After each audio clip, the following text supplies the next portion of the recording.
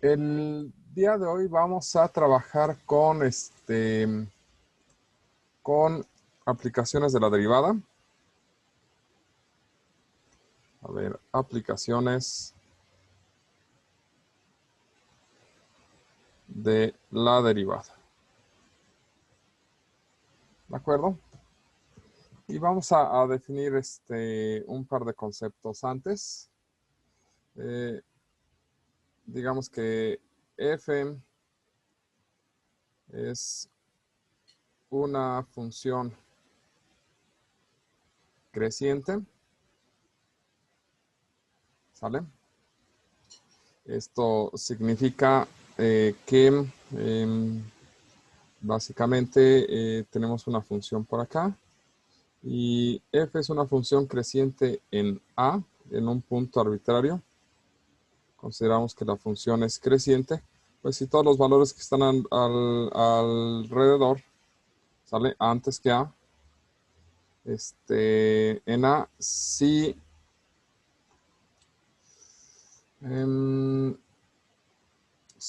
la derivada de f evaluada en a es mayor que 0, ¿de acuerdo?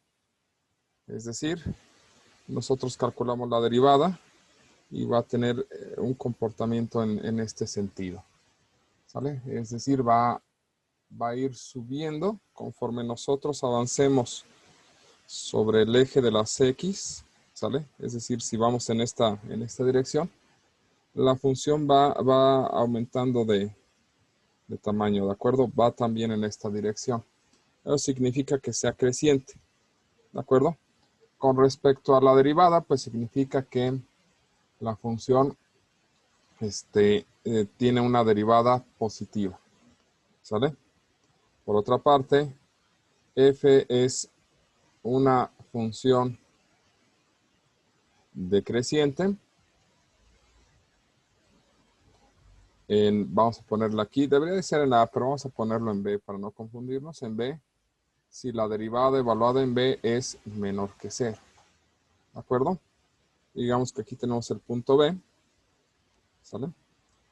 Entonces, aquí diremos que B es decreciente.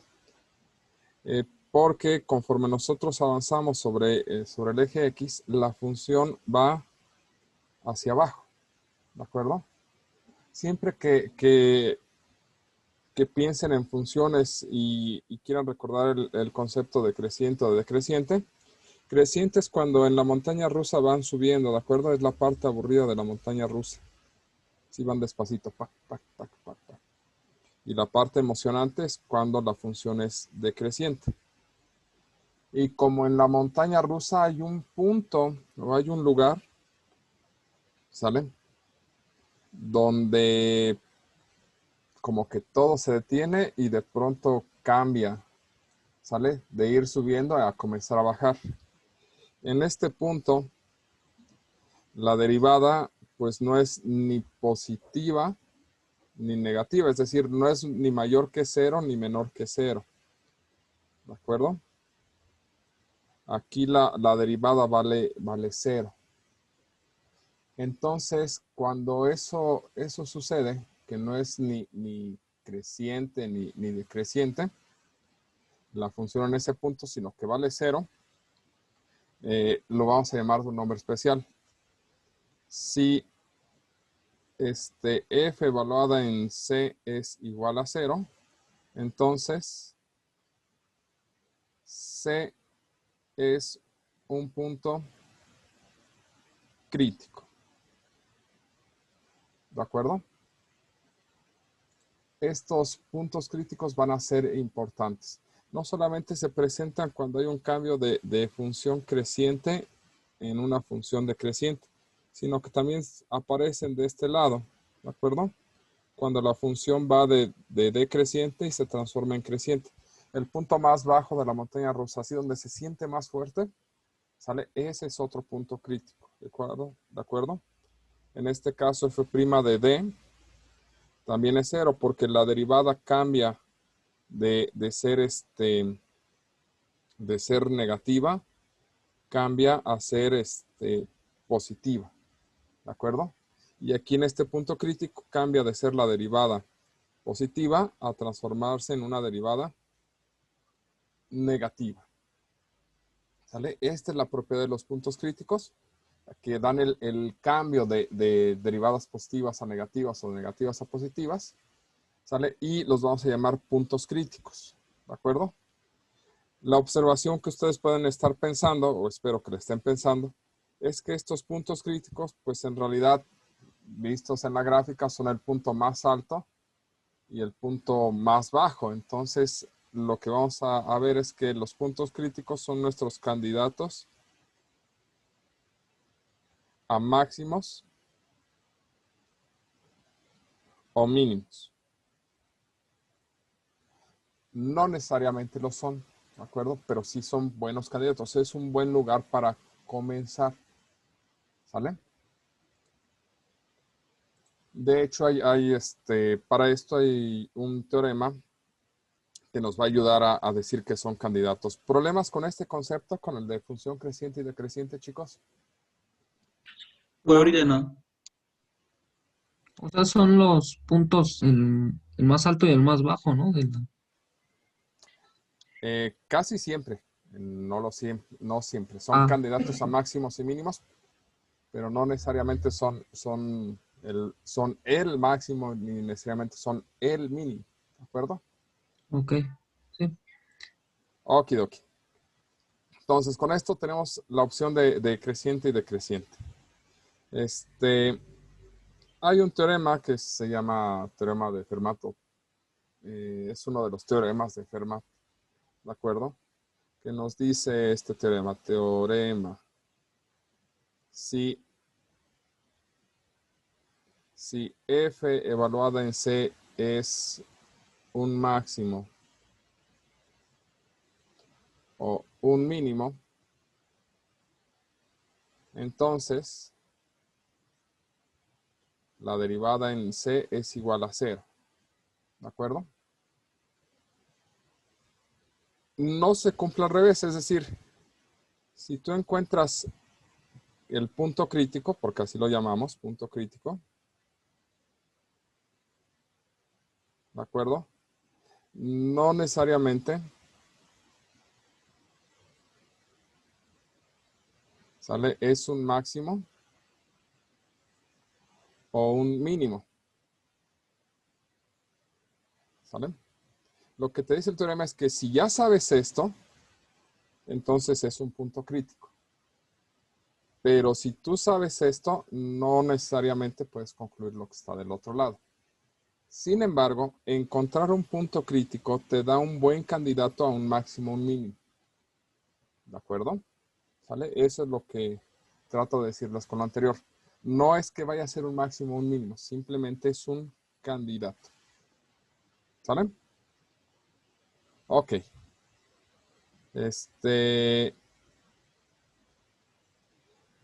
Vamos a ponerlo así como máximos y mínimos en intervalos cerrados. ¿Qué significa buscar un máximo o un mínimo en un intervalo cerrado? Significa que tú tienes una función, tus condiciones. Ay, Dios. Vamos a borrar esto. Ahora sí. ¿Cuáles son tus condiciones? ¿Sale? Tú tienes una función. Tienes f de x, una función. ¿Sale? Y tienes un intervalo cerrado. Entonces estamos buscamos máximos o mínimos en un intervalo a, b. Es importante la parte de que sea cerrado. ¿Quiénes son los máximos o mínimos? ¿De acuerdo? Máximos y o mínimos. Ok. Bien, lo primero es que necesitamos buscar nuestros candidatos. Los básicos son la función evaluada en A y la función evaluada en B. Es decir, los extremos. Esos son nuestros primeros candidatos a máximos y mínimos. ¿Sale? También f de c con c punto crítico. ¿De acuerdo? Es decir, los valores, es decir, los lugares donde la derivada es igual a 0. ¿Sale? Y los de valores donde no existe la derivada. Es decir, la derivada evaluada en D no existe. ¿Sale? No existe ese valor. Ya que tenemos todos estos candidatos, una de las cosas que tiene la búsqueda de máximos y mínimos en intervalos cerrados es, existe un máximo y un mínimo absoluto. ¿Qué significa esto que sea, a qué nos referimos con que sea un máximo y un mínimo absoluto? Significa, ¿de acuerdo? ¿Sale? Que vamos a encontrar un punto que va a ser el máximo, el más grande de todos los valores. Vamos a encontrar un punto que sea el más pequeño de todos los valores, ¿de acuerdo? ¿Cuál va a ser el máximo y el mínimo? El máximo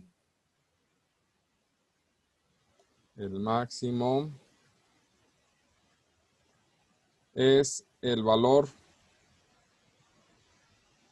más grande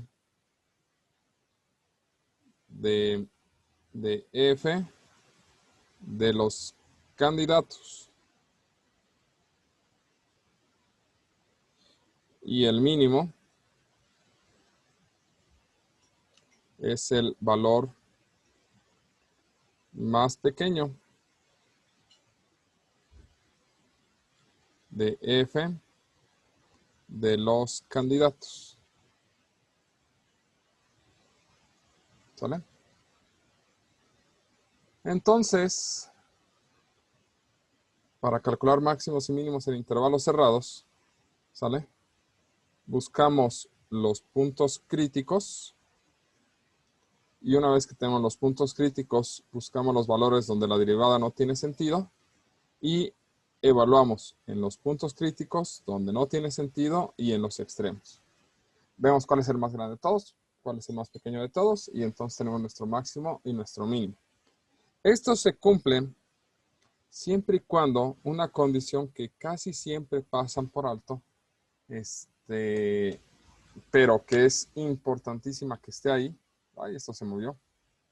¿Sale? Se cumpla, y es que debe ser una función continua en este conjunto. ¿De acuerdo? Si no es continua en este conjunto, tenemos problemas en asegurar esta cosa. Es decir, lo que no vamos a poder asegurar es la existencia del máximo y el mínimo absoluto. ¿De acuerdo? Entonces debemos observar nuestra función y verificar que sea continuo. ¿Sale? Por ejemplo, ¿puedo ahorrar? ¿Quedan claras estas instrucciones? Sí. Sí. Sí, profe. Ok, a ver. Por ejemplo, digamos que tenemos f de x igual a ¿qué será? A x cuadrada más 2x más 1. Algo muy sencillo. En el intervalo menos 3,4. ¿Sale? Bueno. Ya identificamos nuestros extremos, ¿sale? Vamos a calcular la derivada. La derivada nos da 2x más 2, ¿de acuerdo?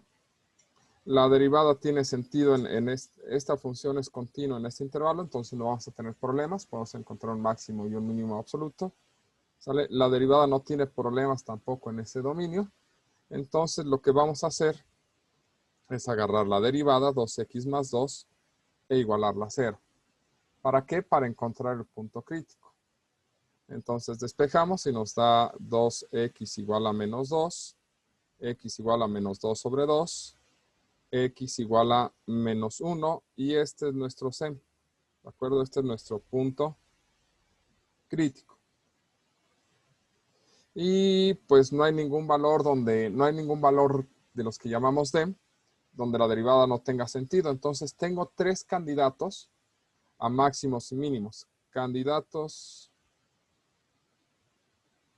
a máximos o mínimos. Pues los candidatos son menos 3, menos 1 y 4. Como estamos trabajando en un intervalo cerrado, pues evalúo f en menos 3. Esto nos da menos 3 al cuadrado más 2 por menos 3 más 1.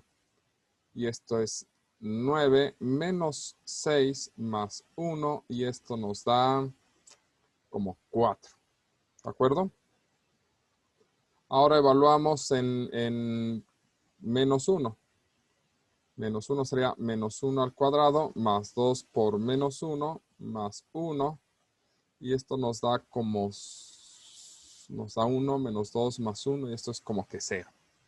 ¿Sale? Y ahora evaluamos en 4. ¿Sale? Y esto nos va a dar 4 al cuadrado más 2 por 4 más 1 y esto es 16 más 8 más 1 y esto es como 25. ¿De acuerdo? Entonces, ¿cuál es el valor más grande? 25. Entonces, f evaluado en 4 es un máximo. ¿Sale? ¿Cuál es el valor más pequeño? El 0. En este caso nos dio 0. No hubiéramos puesto otra cosa. Bueno, f evaluado en 0 es un mínimo. Y en este caso, este es un... Profe, Mándame. profe, ¿no sería el menos 1? Sí, perdón. Ya lo vi. Exactamente cuando me estaba hablando lo vi. Dije, ah, qué bueno que me lo dijo. Excelente. Entonces, como valores dentro del dominio x igual a 4 nos va a provocar que la función tome su valor máximo y que x igual a menos 1 haga que la función tome su valor mínimo. Pero más aún, trabajamos en un intervalo cerrado. Entonces este es un máximo absoluto y este es un mínimo absoluto. Es decir, cualquier otro valor es más pequeño, ¿sale? Que el resultado, cualquier otro valor es más pequeño que el resultado de f en 4, es decir, cualquier otro valor o cualquier otro resultado va a ser menor que 25. Y como este es el mínimo absoluto, cualquier otro valor va a estar por arriba de 0. ¿De acuerdo? Eso es calcular un máximo o un mínimo absoluto dentro de un intervalo cerrado. ¿Estamos? ¿Más o menos? ¿Dudas? No, profe. Ok. Esto quiero que lo guarden porque en realidad lo vamos a ocupar fuertemente en la parte de problemas de optimización, que es ahí donde vamos a trabajar comúnmente con intervalos cerrados. ¿De acuerdo? Ok. ¿Puedo borrar? Sí. Sí. ¿Qué pasa cuando no trabajamos con un intervalo cerrado? Hay que hacer todo un análisis de la función. Cuando el dominio es el dominio posible. Si nos dan todos los reales, ¿sale? lo que vamos a obtener no son máximos y mínimos absolutos. ¿Sale? Supongamos que tenemos una función que hace algo como esto. No, esa no, porque no es continua. ¿Sale? Digamos que tenemos una función que hace algo como esto. ¿De acuerdo? Pues nosotros podríamos identificar que aquí hay un cambio. Era creciente, aquí hubo un cambio y se volvió decreciente. ¿Sale? Aquí hay otro cambio. Nada más dejen, extiendo esto hacia acá. Aquí hay otro cambio donde la función era decreciente y se transformó en creciente. Aquí hay otro cambio donde era creciente y se transformó en decreciente. Y aquí hay otro cambio donde era decreciente y se transformó en creciente. Todos estos, este de acá, este de acá y este de acá, todos estos son puntos críticos. Puntos críticos, puntos críticos, punto crítico. ¿De acuerdo? Candidatos a máximos y mínimos. Y si lo observamos, pues si tomáramos una región en este sentido, pues es un máximo para los que están alrededor de él. ¿De acuerdo? O sea, este valor sí es un máximo. El problema es que pues los valores que están de este lado ya son más grandes. ¿Sale? Lo mismo sucede con este. Este valor que está acá, pues también es un máximo para los que se encuentran alrededor. Y pensando en eso, pues este valor que está aquí es un mínimo para los que están alrededor. Claro que si lo comparamos con los que están acá, pues no es como que mínimo, mínimo. ¿Sale? Y tampoco este. De hecho, este mínimo pues, es más pequeño que este mínimo y este máximo pues, es más grande que este máximo. Este tipo de puntos, ¿sale? Los de acá se les llaman máximos relativos. ¿Por qué? Porque son máximos para los que están alrededor, ¿de acuerdo? ¿Sale? Y estos son llamados mínimos relativos, ¿sale? Porque son mínimos para los que están alrededor. Es como el concepto de pez grande en pecera pequeña, ¿de acuerdo? Estos son máximos para los que están alrededor. Estos de aquí son máximos. Y estos de acá pues, son mínimos, pero para los que tienen alrededor. Sin embargo, pues hacia acá hay una infinidad de valores que son más grandes. Y hacia acá hay una infinidad de valores que son más pequeños. Estos puntos máximos y mínimos relativos tienen cierto interés cuando estamos haciendo la gráfica. También nos interesa el analizar, ¿de acuerdo? Los puntos críticos, ¿sale? Y dónde se encuentran, porque lo que nos van a crear son intervalos, ¿de acuerdo? En este intervalo entre un punto crítico y otro, la función todo aquí fue decreciente. Pero en el intervalo que está aquí al lado, aquí la función fue creciente. Luego tuvo un comportamiento decreciente. Y después, de aquí hasta infinito, la función se comportó de manera creciente. Y aquí antes del primer intervalo, esto fue creciente. ¿De acuerdo? Entonces, la búsqueda de puntos críticos va a tener dos sentidos. Uno, buscar candidatos a máximos o mínimos del tipo relativos. Y la otra, separar nuestro dominio. Nuestro dominio lo vamos a fracturar en pequeños subintervalos. Cada uno va a tener como un extremo, ya sea menos infinito y un punto crítico 1, punto crítico 1, punto crítico 2, y así sucesivamente si es que fueran ordenados de menor a mayor, ¿de acuerdo? Y excesivamente hasta llegar al punto crítico n, infinito. Si es que el dominio fueran todos los reales. Si no, pues se particiona nada más al lugar donde estamos interesados.